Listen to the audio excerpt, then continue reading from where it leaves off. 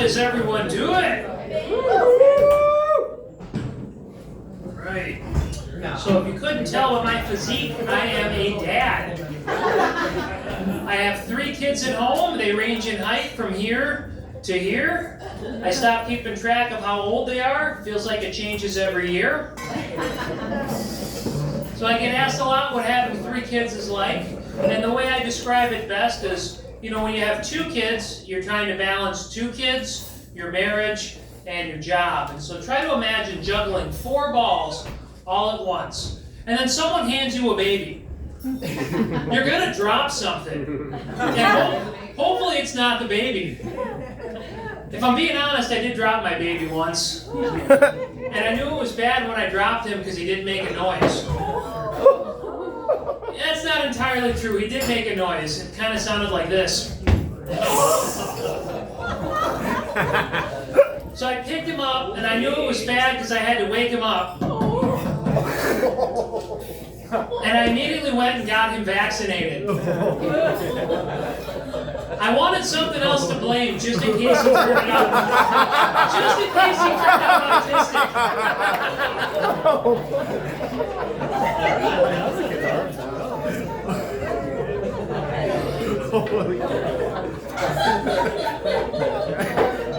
You guys are great over here. So the other day I got visited by a rabid raccoon in my backyard. It was a Saturday morning, a rabid raccoon. It was stumbling around, walking in a circle, kind of like a drunken Scrooge McDuck.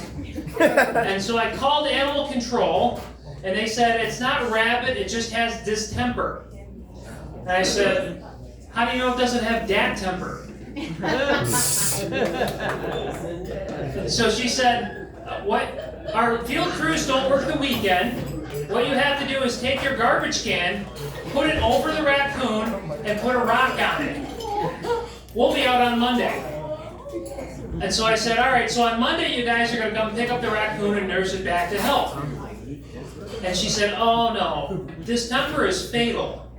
But the good news is it's going to be 100 degrees this weekend. So on Monday we'll be out to collect the carcass. This didn't feel humane to me. And so I said, all right, can I just shoot it? And she said, it is illegal for you to discharge a firearm within city limits. And I said, all right, but, you know, what if I do? She said, that is a matter between you and the police. So I called the police next. And I explained the situation. I said, all right, raccoon backyard, what do I do? And the police said, it is safer for you to approach a wild animal in distress and put a bucket over it than it is for you to stand a comfortable distance away and shoot it. So I wasn't going to be able to shoot it.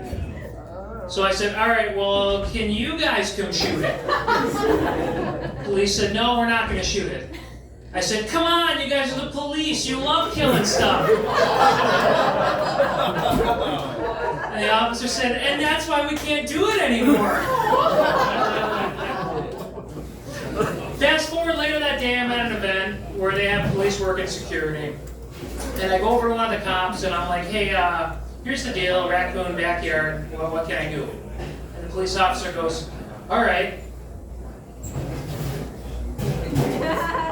And he looks around like he's about to tell me a dirty joke, you know? And you're not going to get a dirty joke from me because I work clean, but if you come up to me after the show, I'll be at a bar, and then I'm just a guy at a bar telling dirty jokes. So the police officer is going to give me the secret, right? And he goes, all right, here's what you do. Call back and say the raccoon has become aggressive. That will give you probable cause and motive for self-defense. And now you can shoot the raccoon. But before you shoot the raccoon, you have to shout, "Stop resisting!"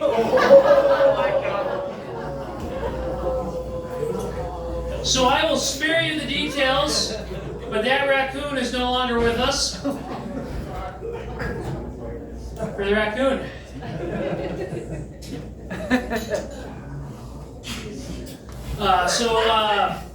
So like the raccoon, earlier this summer, my grandma was given 12 to 24 hours to live.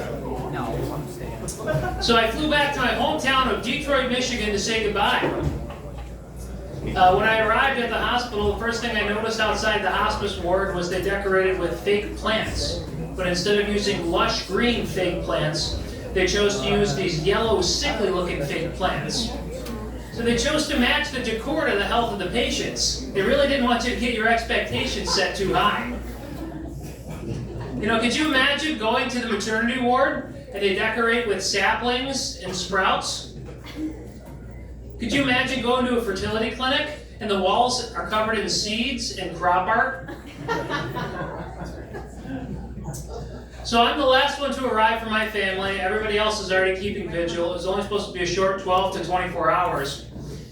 And I was not surprised when my family had already started a death pool. I'll spoil the ending. Day 5 won the pool. So Grandma had been largely ignored for the last couple of years. And I imagine when everybody got around to spend time with her, she was thinking, you know, I could get used to this. I'm going to stick around for a while. You know, maybe I should die more often.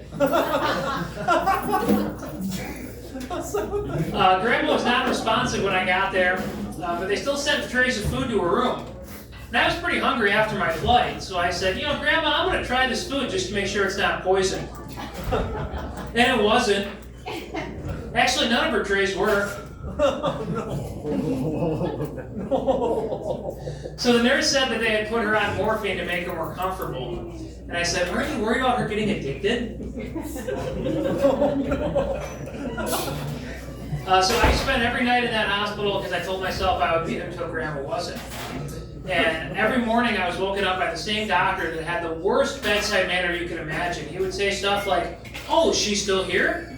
Wow, I didn't expect her to make it through the night. Oh my God. And my personal favorite, maybe today's the day.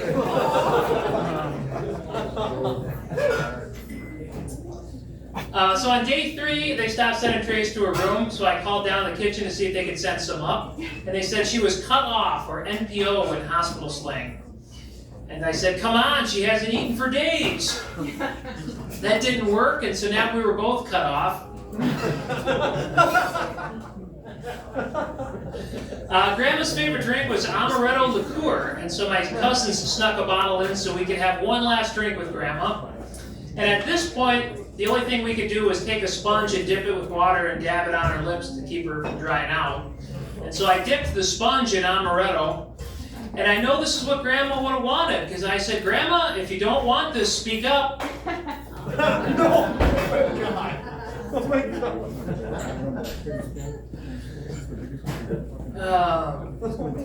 We were visited by the afterlife coordinator. He tried to sell us a coffin.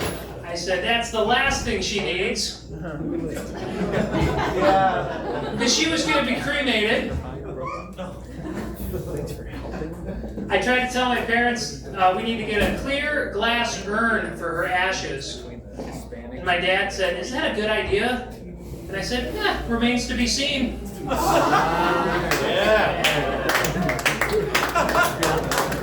So Grandma made my uncle executor for the will, and this is the same uncle who one time he had a party at his house, and I brought a case of Bud Light, and he gave me a hard time for bringing woke beer to the party.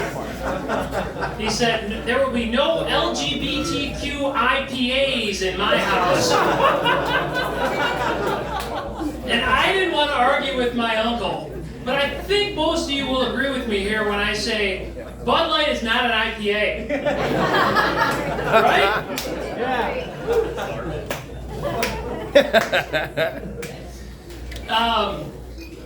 So my uncle started making decisions a lot of us didn't agree with, and I said, hey uncle, who died and left you in charge? Like the raccoon, I will spare you the details of how that story ends, but you know how it ends. So this one's for Grandma.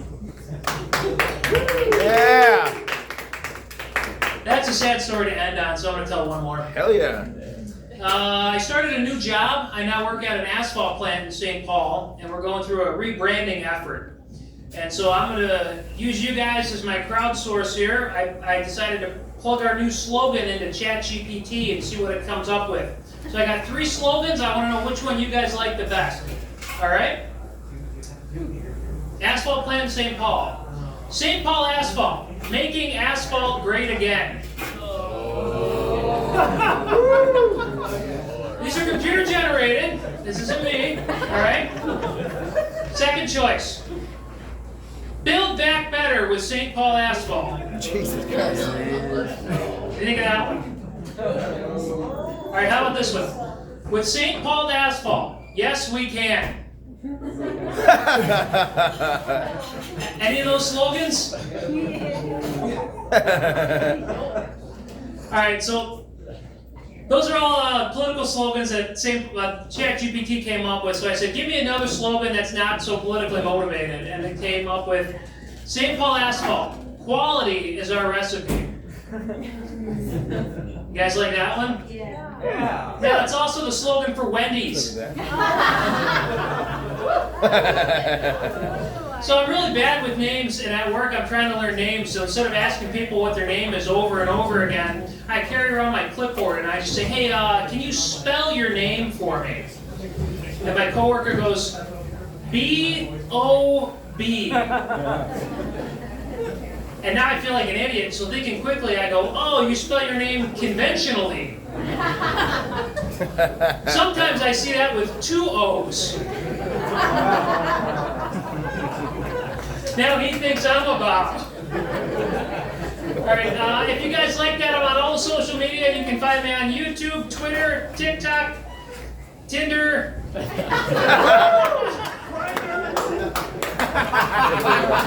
guys are laughing, but I promote the hell out of my shows. So Sarah, if you came, thanks for buying a ticket. My name is Chris Dedede. Thank you everyone. Let's look at MJ.